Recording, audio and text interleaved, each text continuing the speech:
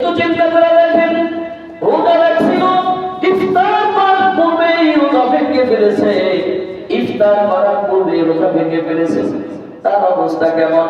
আল্লাহ হাবিব সাল্লাল্লাহু আলাইহি ওয়াসাল্লামের একটি হাদিস শুনেন, হযরত আবু উমামা বাহিলি রাদিয়াল্লাহু তাআলা আনহু, আল্লাহর নবীর সলিলুল কদর সাহাবী আবু উমামা বাহিলি রাদিয়াল্লাহু তাআলা আনহু বর্ণনা করেন, আল্লাহ হাবিব সাল্লাল্লাহু আলাইহি ওয়াসাল্লাম আমাদেরকে শুনাইছেন, আল্লাহ হাবিব ঘুমানোর মধ্যে আছে, ঘুমন্ত অবস্থায় আছে, এমন অবস্থায় স্বপ্ন দেখতেছেন, দুইজন ফেরেশতা আল্লাহ হাবিবের কাছে আইসা আল্লাহ হাবিবের দুই বাহু ধরলেন, দুই হাত ধরলেন, বাহু ধরলেন, বাহু ধরে আল্লাহ হাবিবকে বললেন আপনি উঠুন। আল্লাহ হাবিব সাল্লাল্লাহু আলাইহি ওয়াসাল্লাম উঠলেন, এরপরে ওনারা দুজন আল্লাহ হাবিবকে নিয়ে দুর্গম এক পাহাড়ের দিকে চলে গেলেন, অনেক দূরে দূরে কোনো পাহাড়ের দিকে চলে গেলেন। ওই পাহাড়ের কিনারায় গিয়া ফেরেশতারা বলতেছেন পাহাড়ের উপরে উঠুন। আল্লাহ হাবিব সাল্লাল্লাহু আলাইহি ওয়াসাল্লাম বলতেছেন আমি এত দূর আসছি, আমি তো বড় দুর্বল, পাহাড় ওঠার মতো শক্তি সামর্থ্য আমার নেই, পাহাড়ে উঠতে পারতেছি না। ফেরেশতারা তখন বলতেছিল আমরা আপনার জন্য মনটাকে সহজ করে দিব। এরপরে দুজন ফেরেশতা আল্লাহ হাবিব সাল্লাল্লাহু আলাইহি ওয়াসাল্লামকে ধরে পাহাড়ের উপরে যখন চূড়ায় যখন গেলেন, আল্লাহ হাবিব সাল্লাল্লাহু আলাইহি ওয়াসাল্লাম বলতেছেন পাহাড়ের চূড়ার মধ্যে ওঠার পরে আমি এমন কান্নার শব্দ পাইতেছি, এমন চিৎকার শব্দ পাইতেছি, এমন চিৎকারের শব্দ পাইতেছি, এই অবস্থায় আমি ফেরেশতাদেরকে জিজ্ঞেস করলাম এই কিসের শব্দ, কোথা থেকে এমন বিভৎস কান্নার শব্দ আসতেছে? ফেরেশতারা আমাকে উত্তর দিল পুরো জাহান্নামবাসীদের আত্মনাদ, জাহান্নামের মধ্যে যারা আছে, জাহান্নামের মধ্যে থেকে তারা চিৎকার চেঁচামেচি করতেছে, ওই জাহান্নামীদের আত্মনাদ আপনার কানের মধ্যে এখন আপনি শুনতেছেন। আল্লাহ হাবিব সাল্লাল্লাহু আলাইহি ওয়াসাল্লাম বলেন এরপর আমাকে ধরে নিয়ে একটু সামনে গেল, আমি তাকায় দেখতেছি একজন লোক, তাদের এমন বিভৎস অবস্থা আমার চোখের সামনে উপস্থাপন করা হলো, তাদের পায়ের মধ্যে পায়ের গোড়ালির যে সারপট আছে, রগ আছে, মোটা রগ আছে, আমরা আমাদের গ্রামের ভাষায় বলে থাকি পায়ের সারপট, ওই সারপটের মধ্যে জাহান্নামের লোহা, জাহান্নামের আগুনের শিকল লাগায়া, ওই পায়ের সারপটের মধ্যে আগুনের শিকল লাগায়া তাকে উপরমুখী করে ঝুলাইয়া রাখা হয়েছে, পাগুলো উপরের দিকে দিয়ে উল্টোমুখী করে ঝুলাইয়া রাখা হয়েছে, পাগুলো উপরের দিকে আর মাথাগুলো নিচের দিকে, এমন অবস্থায় ঝুলাইয়া রাখছে, আর তারা চিৎকার করতেছে। এই অবস্থায় আল্লাহ হাবিব সাল্লাল্লাহু আলাইহি ওয়াসাল্লাম বলতেছেন আমি তাকে দেখলাম এই ঝুলে থাকার কারণে, চিৎকার করার কারণে তাদের এরকম তাদের গালগুলো ছিঁড়ে গেছে, তাদের ঠোঁটগুলো ছিঁড়ে গেছে, গালগুলো বেয়ে বেয়ে রক্ত জমিনের মধ্যে পড়তেছে, আর তারা চিৎকার করে বলতেছে বাঁচাও বাঁচাও, আমাদেরকে কেউ সাহায্য করো, আমাদেরকে কেউ সাহায্য করো।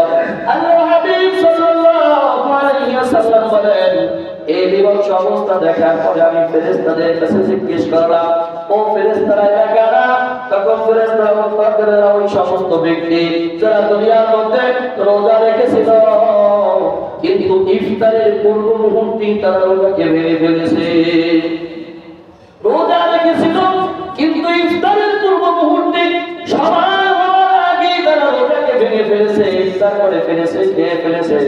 এই ব্যক্তিদেরকে আল্লাহ রাব্বুল আলামিন তাদের উপরে লাগান্বিত হয়ে শাস্তির ব্যবস্থা করেছেন। এখন একটু চিন্তা করে দেখেন রোজা রাখা অবস্থায় যদি কেউ রোজা ভেঙে ফেলে তার অবস্থা যদি এমন হয়, আর যারা রোজা রাখবে না তাদের অবস্থা কেমন হতে পারে?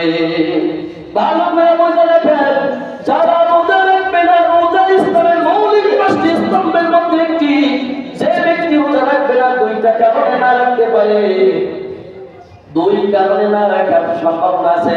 এক নাম্বার কারণ হলো হয়তো ব্যক্তি রোজার উপরে ঈমান নাই, বিশ্বাস নাই, বিশ্বাস না করার কারণে রোজা রাখে না। কেউ প্রশ্ন করলো উত্তর ক্যামেরার পরে বিশ্বাস নাই, ঠেলা কেমন আছে না, প্রশ্ন করলো তুমি কেন রোজা রাখো না, রোজা রাখা পরে কি রোজা রাখতে লাভ কি, না রাখলে বা কি হবে? এরকম সারা একটা উদ্ধার দেয়, এর দ্বারা বোঝা যায় তার ইমান নাই। এইরকম হালতে যারা রোজা ছেড়ে দেয় তাদের ব্যাপারে হুকুম হইল তারা ইসলাম থেকে খারিজ হয়ে যায়, কুফরি করে ফেলে, পরে মুসলমান থেকে তারা আলাদা হয়ে যায়, তারা মুসলমানিত্ব তাদের থাকে না, তারা কাফের হয়ে যায়। এদের ব্যাপারে হুকুম হলো ঘরের মধ্যে এদের যে স্ত্রীরা আছে, যখন স্বামী এই বক্তব্য দেওয়ার কারণে এইভাবে রোজা না রাখার কারণে কাফের হয়ে গেল, তখন স্ত্রী আর স্বামীর মধ্যে তালাক হয়ে যায়, স্ত্রী আর স্বামীর মধ্যে বিবাহের বন্ধন থাকে না, তালাক হয়ে যায়। এইরকম রোজা না রাখা ব্যক্তিরা মারা গেলে তাদের জন্য ইসলামের বিধান অনুযায়ী গোসলের ব্যবস্থাও নাই, ইসলামের বিধান অনুযায়ী তাদেরকে জানাজাও দেওয়া যাবে না। শুধু তাই না, আল্লাহর হাবিব সাল্লাল্লাহু আলাইহি ওয়াসাল্লাম ঘোষণা দেন, যারা এইভাবে কুফরি করে রোজা রাখে না, মুসলমানের কবরস্থানের মধ্যে ওদের তাদেরকে দাফন করা না হয়। আর ব্যক্তি রোজার উপরে ইমান আছে, আল্লাহর হুকুম, আল্লাহর বিধান, এই ব্যাপারে ইমান আছে, কিন্তু অবহেলার কারণে রোজা রাখে নাই, অলসতার কারণে রোজা রাখে নাই। রোজার উপরে তার পূর্ণ ঈমান আছে, কিন্তু রোজা অবহেলায় অলসতায় রাখে নাই। এই লোকটা মারাত্মক কবিরা গুনাহগার হয়ে যায়। কেমন কবিরা গুনাহগার হয়ে যায়? আল্লাহু আকবার। কবিরা গুনাহ দুই সূরা, ছোট কবিরা গুনার কারণে, ছোট একটা কবিরা গুনার কারণে কমপক্ষে ৭,০০০ বছর জাহান্নামের মধ্যে থাকা লাগবে। আর সেই ব্যক্তি অলসতার রোজাকে ছেড়ে দিল, সেই লোকটা বড় কবিরা গুনাহগার হয়ে গেল, যার কারণে কমপক্ষে জাহান্নামের মধ্যে উল্টা সূরাতে পায়ের মধ্যে জাহান্নামের আগুনের শিকল লাগাইয়া উল্টা সুজাইয়া কমপক্ষে ৭০,০০০ বছরের থাকা লাগবে। কেমন কঠিন অবস্থা! এখন একটু আপনারা ভালো করে দেখেন, আমার আলোচনার সারমর্ম ছিল রোজা ইসলামের ৫টি স্তম্ভের একটা মৌলিক স্তম্ভ। রোজা বড় দামি, বড় বরকতময় ইবাদত। আল্লাহ রাব্বুল আলামিন বলেন, রোজা আমার জন্য পুরস্কার আমি নিজ হাতে দিব। যারা রোজা রাখবে আল্লাহ রাব্বুল আলামিন ইফতারের সময় তাদেরকে ক্ষমা করে দেয়, তাদের মুখের দুর্গন্ধ আল্লাহর বড় প্রিয়। কিয়ামতের ময়দানে আল্লাহ রাব্বুল আলামিন তাকে বিনা হিসাবে রাইয়ান নামক বিশেষ দরজা দিয়ে জান্নাতে প্রবেশ করাইবেন। আল্লাহু আকবার। রোজার হুকুম সম্পর্কে বর্ণনা করা হলো। আর যারা রোজা রাখা অবস্থায় রোজা ছেড়ে দেবে, ইফতারের আগে ভেঙে ফেলবে, তাদের শাস্তি আপনারা অবলোকন করছেন, আপনারা শুনছেন, আল্লাহর হাবিব সাল্লাল্লাহু আলাইহি ওয়াসাল্লাম অবলোকন করছেন। আর যারা রোজা রাখবে না, দুই কারণে, এক বিশ্বাসের অবিশ্বাসের কারণে রোজা রাখবে না, তারা কুফরি হয়ে যাবে, কাফের হয়ে যাবে, মুসলমানের সাথে, ঘরের ছেলেমেয়ের সাথে, স্ত্রীর সাথে আর সম্পর্ক থাকতে পারে না, বরং মারা গেল তার জন্য জানাজা নাই, গোসল নাই, দাফন নাই, আর মুসলমানের কবরস্থানে তাকে দাফন করানো যাবে না। আর রোজা রাখা অলসতা অবহেলার কারণে যারা রোজা রাখবে না, সবচেয়ে বড় কবিরা গুনাহগার হয়ে যাবে। কেমন কবিরা গুনাহগার হয়ে যাবে? হাজার বছর যার জন্য জাহান্নামের আগুনের মধ্যে জ্বলা লাগবে। রোজা কত গুরুত্বপূর্ণ! রমজানের একটা রোজা যদি কেউ ছেড়ে দেয়, একটা রোজা যদি কেউ ছেড়ে দেয়, তার বাকি জিন্দেগির সারা জিন্দেগি রোজা রাখে। শুধু এখানে শেষ না, ব্যক্তি যদি সিজদায় পড়ে আল্লাহর কাছে কয়, রব্বুল আলামিন তুমি আমাকে কিয়ামত পর্যন্ত হায়াত দিয়া দাও, আর আল্লাহ যদি তাকে কিয়ামত পর্যন্ত হায়াত দিয়া দেয়, আর ব্যক্তি যদি কিয়ামত পর্যন্ত রোজা রাখে, কিয়ামত পর্যন্ত রোজা রাখা তারা রমজানের একটা রোজা সমকক্ষ হবে না।